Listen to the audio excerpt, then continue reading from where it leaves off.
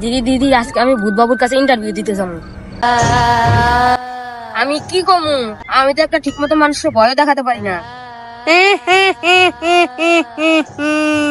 আরে নতুন ভূত, ভয় পাস কেন? ইন্টারভিউ তো জাস্ট একটা ফর্মালিটি। ভূত বাবু তো সবসময় ভালো মুডে থাকে।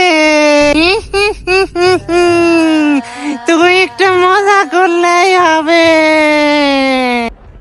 দিদি, ভূতের চাকরিতে কি মজা চলবে? কিরে নতুন ভূত, এখানকার ভূতের তো সব থেকে মজাদার। তুই কি কোনো মানুষকে কোনো সময় ভয় দেখানোর চেষ্টা করেছিলি?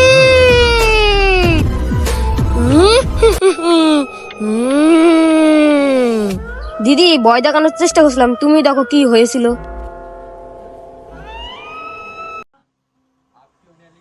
ও, তুমি তো অনেক হ্যান্ডসাম ভূত।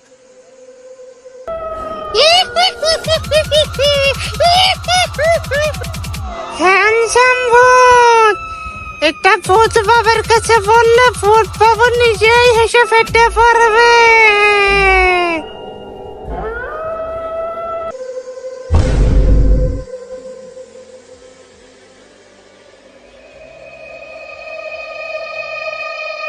নতুন ভূত, তুই বলে কার বলে দরজা যেতে পারস না?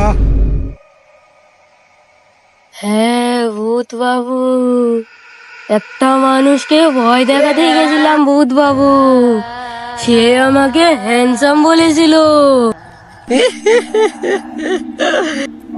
হ্যান্ডসাম? তুই তো নতুন কে? আচ্ছা নতুন ভূত, তোর তো প্রমোশন হওয়ার কথা। তুই মানুষকে কিভাবে ভয় দেখাবি? জি ভূত বাবু, আমি নতুন কিছু ভাবছি। মানুষ আর সাধারণ ভূতকে ভয় পায় না। আমি এখন নতুন টেকনিক ব্যবহার করব, লুল্লুর টেকনিক। আমি অনলাইনে ভূত হওয়ার প্ল্যান করেছি। ভয় দেখানোর জন্য মানুষের ফোনে ভূতের ভিডিও পাঠাবো। অনলাইনে ভূত, এত তুই মজাদার। তুই তাহলে আমাদের আধুনিক ভূত হয়ে গেলি। এগুলো আধুনিক ভূতের দরকার নেই। আমি এখনো মানুষকে খাটের নিচে লুকিয়ে ভয় দেখাই। ওরে দামরা ভূত, তোমার সময় তখন চলে গেছে। এখন তো নতুন ভূতের মতন আধুনিক ভূতের দরকার। নতুন ভূত তো তার প্রমোশন হয়ে গেল কাল, যেহেতু তো আমাদের ডিজিটাল ভূত। ভূত বাবু, ধন্যবাদ ভূত বাবু। এখন থেকে মজা নয়, মজার মধ্যে দিয়ে মানুষকে শেখাবো।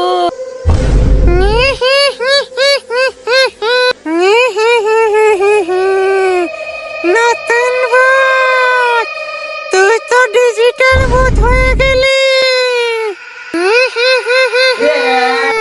তুই তো এখন সফল।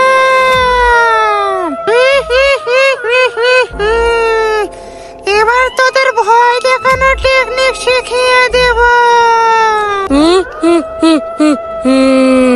হ্যাঁ দিদি, মানুষকে মজা করে ভয় দেখানো হবে আমার নতুন মিশন। ভয় দেখানো হচ্ছে মজা করে মানুষের মন জয় করাই সেরা। কেমন লাগলো আমাদের এই ভিডিওটি? সাবস্ক্রাইব করে এবং কমেন্টে জানিয়ে যাবেন।